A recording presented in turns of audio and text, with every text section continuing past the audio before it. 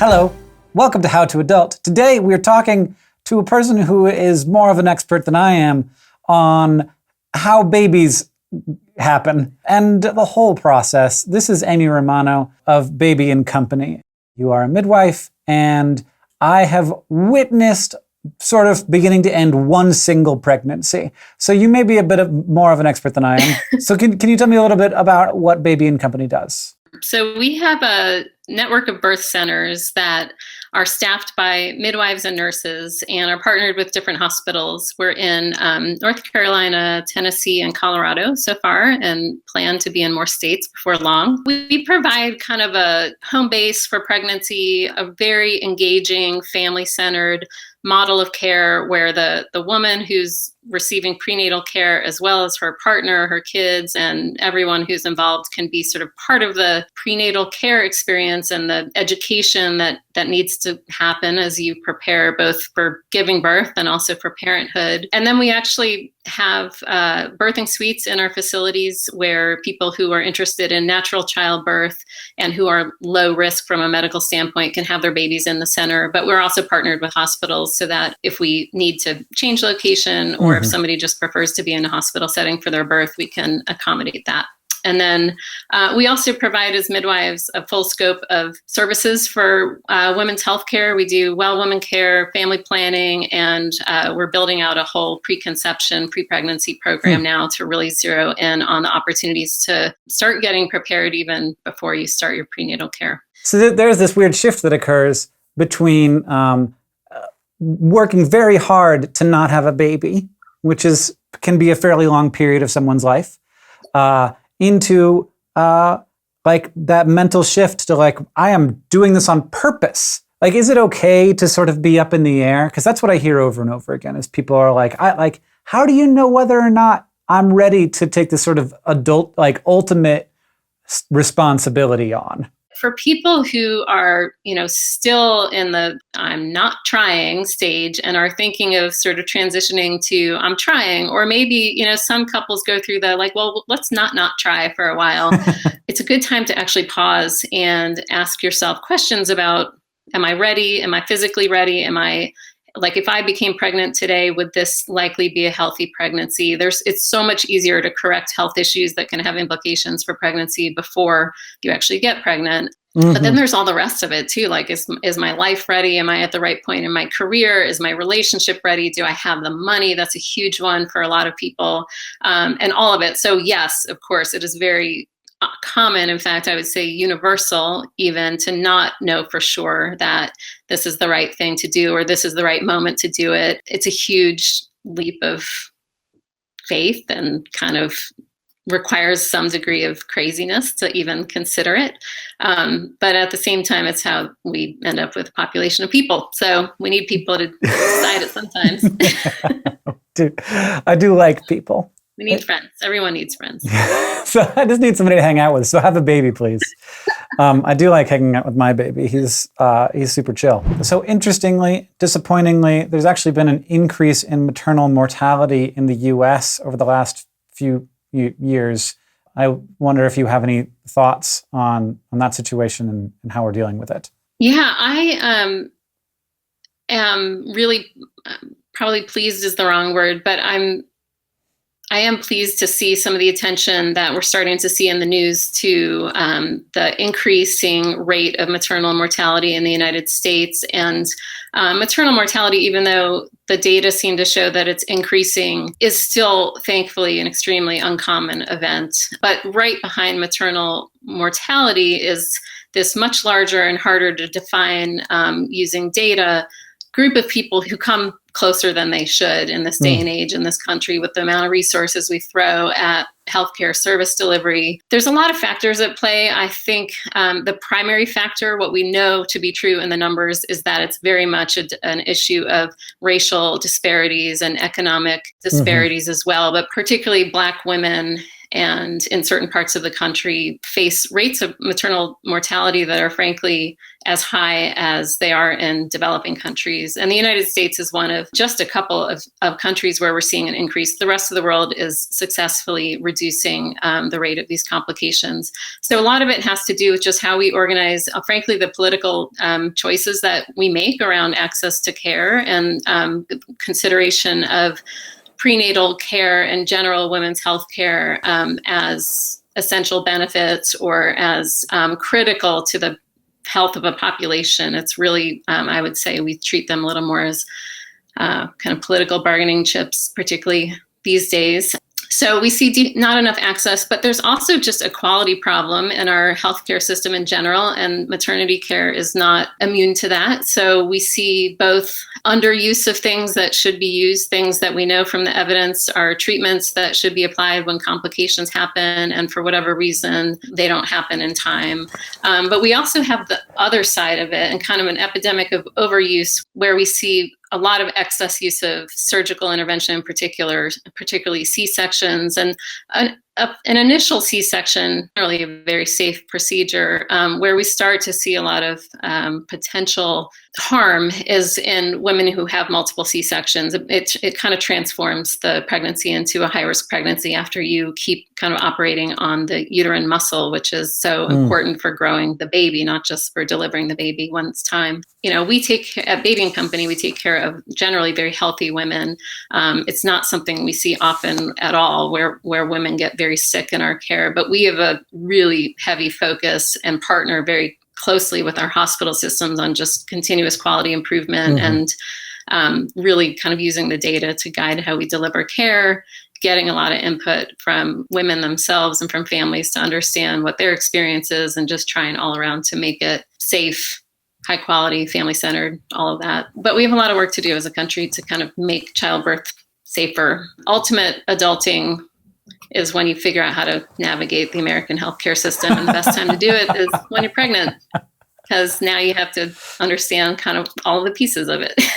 We had a midwife, and I just so nice.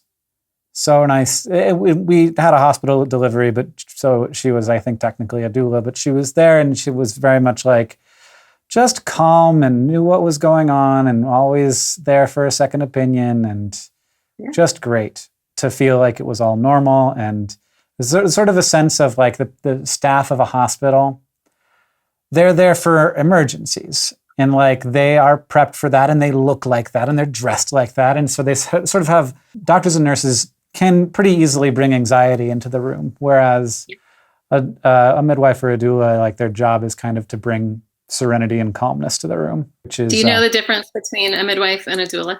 I mean, the woman that we were working with was both, but I don't. Yeah. I'll tell you because sure. I think it's a good distinction to make.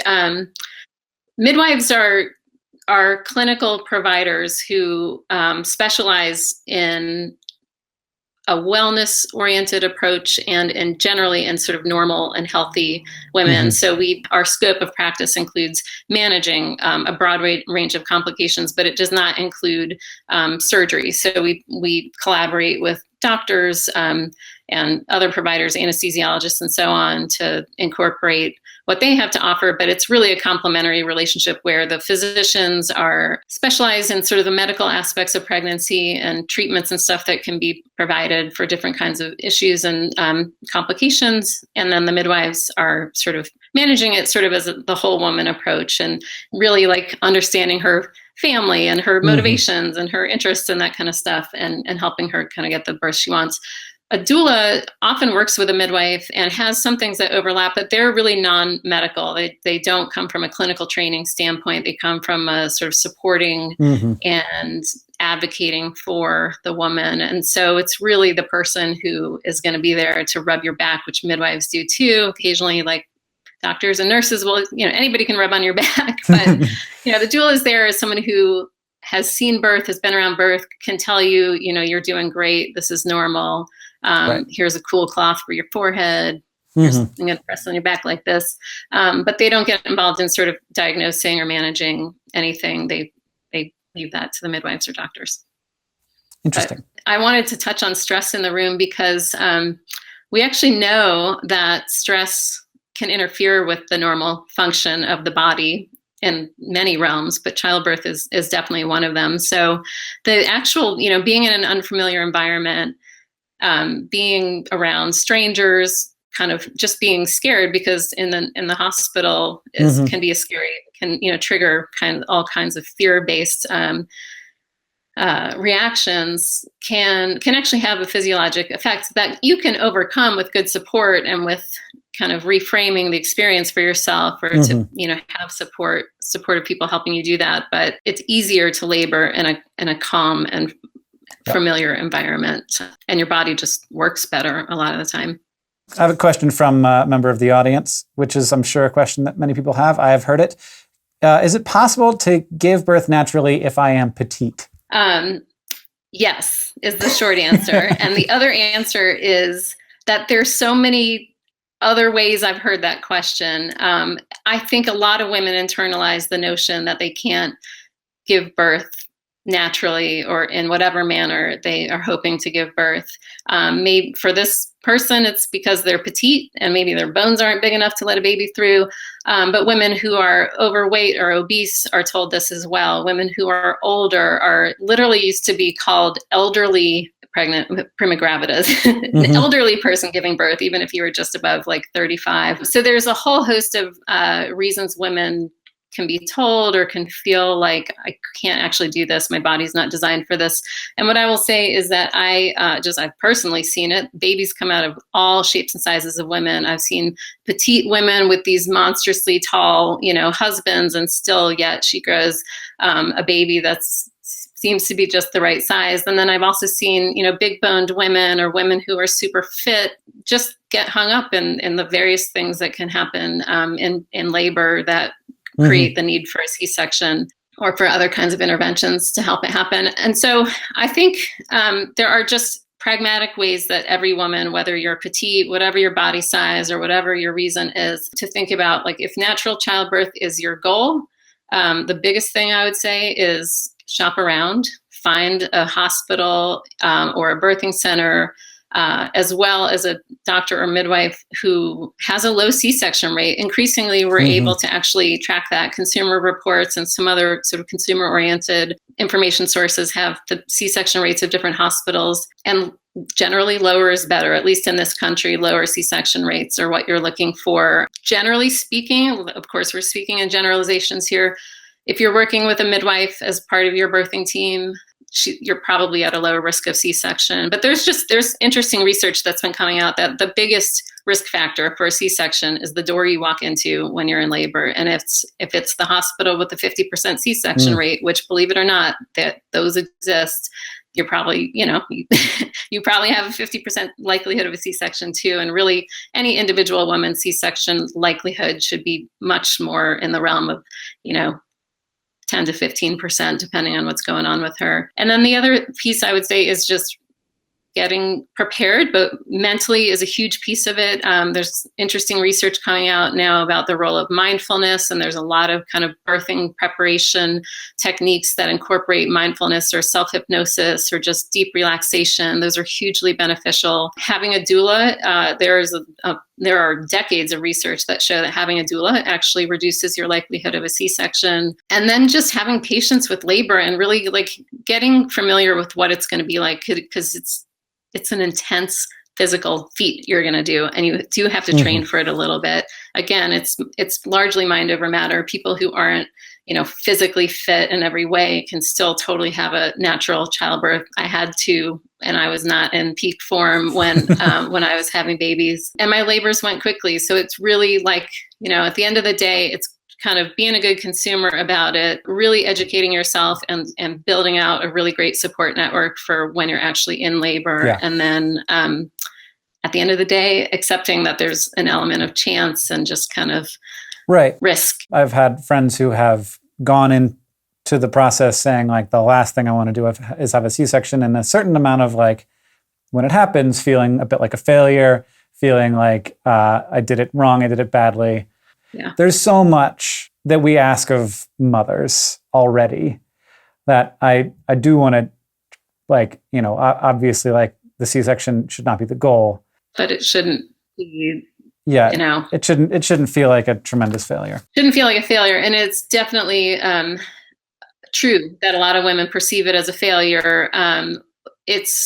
I think we need to talk about the overuse of C-sections, because it's true that we overuse them, and also totally support women who have C-sections, and including supporting women who have C-sections where you could kind of look at it and say, well, maybe that one wasn't necessary. At the time when a C-section is done, it's usually necessary, and the opportunity to prevent it may have been, way before, or maybe it wasn't there at all. And it's certainly not on the woman. We should be pointing our sort of efforts at the system and the kind of providers that need to build, frankly, some skills that have withered away over the kind of medicalized period of time that we've gone through. So some of those, just the art of taking care of women in labor isn't there. But I think, women do have everything up to and including post-traumatic type symptoms after negative birth experiences. And not every C-section is a negative birth experience. A lot of them are incredibly positive experiences. But the little kind of nugget that I like to talk to women about is that it's okay to feel complexly. It's okay to have complex feelings about your birth experience and to feel let down about parts of it, while at the same time feeling in love or with your new baby, or feeling grateful for the intervention that did help you greet your baby safely, and then just providing all kinds of just loving on those families, because they've been through a lot, and they need a lot of support postpartum too, because it's the only operation that they send you home from the hospital with a baby that you have to take care of now. They don't do that when you have heart surgery. Yeah, I'm glad that doesn't happen with most surgeries. This is more nuts and boltsy, and maybe not a question that feels okay to ask, but I think we should be asking it. How do I save money on my baby? How do I not spend an arm and a leg getting this thing out of me / my partner?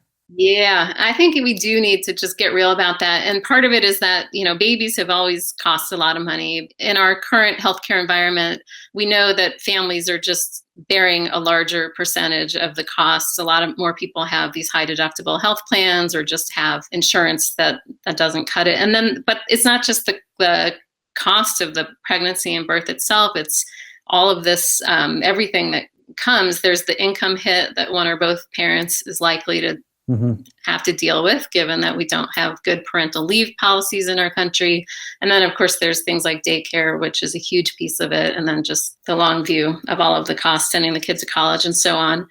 I think if we start with just like the childbearing year, let's say, the big things I would say is make sure that you're actually aware of what your benefits are. There are a lot of ways to accidentally spend a few extra $1,000s. So some of those are, if you do have an opportunity to shop around for different health insurance, if I'm thinking of getting pregnant in the next year, and maybe there's an open enrollment time, or maybe you're married and your spouse has, one option and you have another, or maybe you're shopping on the state exchanges or something like that. So you might have an opportunity to change your insurance to one where the out-of-pocket costs are going to be more favorable to you. And so for a time when you're likely looking at a hospitalization, or just at least a high cost thing, paying a little more each month into a premium so that you can have the lower deductible, which is that out-of-pocket like lump sum that you've got to hit, is one good thing. There's also some employers, if you're working for an employer that has short-term disability insurance, pregnancy and giving birth are not disabilities, but that's the bucket that they fall into when you think about what the potential maternity leave or paternity leave benefits are. And the standard for the government standard is that employers that have 50 or more employees have to offer unpaid Family Medical Leave Act. But some employers do have, will pay for either, a portion or even all of your salary during this time, but it might be something you have to opt into. So make sure if you have an opt-in short-term disability insurance option that you're opting into it. You could easily be just, paying a couple $100 for that extra insurance and then get 60% or some percent of your income when it's time to take some time off for the baby. So those are just some like kind of managing your benefits and navigating it. There's also the biggest part, I will say, of the total bill that you're going to pay at the for the birth and pregnancy is the amount of money you're going to pay directly to the hospital for something called the hospital facility fee. Birth centers also have facility fees. They do tend to be lower. So overall, a birth center, or for that matter, a home birth, is generally a lower cost. But like, you shouldn't be choosing that for cost reasons. But the hospital facility fee is the big kind of chunk of the pie. Yeah, just your room rental. It's hard to. It is not easy to get the information from the hospitals, but there's increasingly some information to help understand what the lower cost hospitals are. And then the other thing I would say is just take some time, clarify what's important to you, and invest in sort of the things that matter. And you don't need everything that's on the list as far as baby gear, and that there's so much you can get secondhand or from consignment.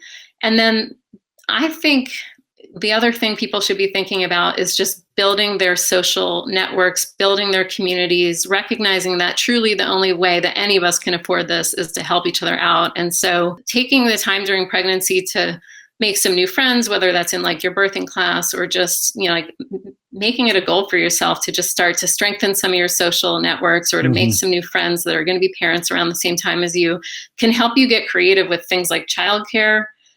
Whether it's your actual childcare solution or just to fill the gaps when things fall apart, to have another parent that can look after your kid, to just, barter services. There's all kinds of ways, if you have a good creative network of friends and family, that you can just sort of spread the cost around, and everybody wants to help.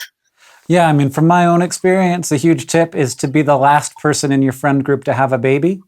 Definitely. Because then you're just like, your basement is full of clothes from, newborn to 6 years old. So I will never have to buy baby clothes. I have bought like 3 pieces of baby clothes, and it was entirely because they were cute. Totally. And in fact, a little bit regretted it, because I was like, well, now I'm never going to use this thing. So that's my suggestion. Stuff so quickly, And then there's things like, cloth diapers, and there are certain things that you can spend a lot now to reduce the cost overall. Breastfeeding is, over the course of all of it, definitely less expensive than buying formula. Not everybody can or wants to breastfeed exclusively, but a little bit of investment in the front end to just be prepared for breastfeeding, or get some help from a lactation counselor or lactation consultant to just get over the initial hump so you can reach whatever your breastfeeding goal is, also has an economic benefit. So there's just, there's all of it. I think it starts with understanding what your expenses are, looking at your lifestyle. Some of that stuff is just going to fall away when you have kids anyway. Like, if you're going out to eat for all your meals, you're probably not going to for a while. So there's just some like natural ways to save money that don't hurt that hard. And then you got to think about the ways that it's going to hurt, or it's going to be more of a trade-off. But people successfully incorporate babies into all kinds of households at every income level. And it isn't easy for the majority of us, but it's doable. My last question here came in a lot of different forms from our viewers. Okay. Tell me about the grossest thing that people don't talk about, / how much am I going to poop, / how much am I going to puke?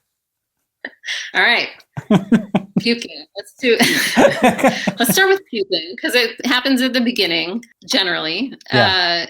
There's usually some puking. And if there's not, there's like everything smells bad or tastes bad, or you just feel queasy. It really ranges. But I will say, for people that are vomiting more than a couple times a day, in those early weeks, there are medications, and there are some sort of modifications to diet and so on that you can do to ease that. But the biggest thing is that for the vast majority of women, it is time limited, and those symptoms start to resolve as you get into like the second trimester, which is like, 13 to 15 weeks.